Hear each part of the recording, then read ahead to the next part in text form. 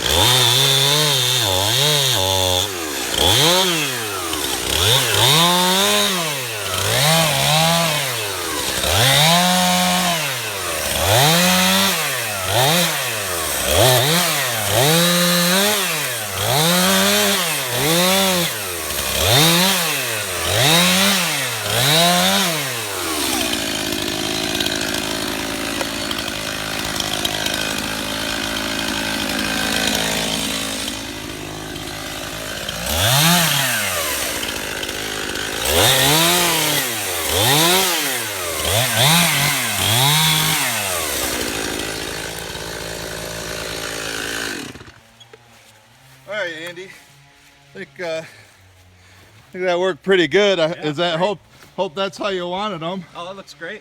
So now you can split them up, put them in your fire pit. Yep.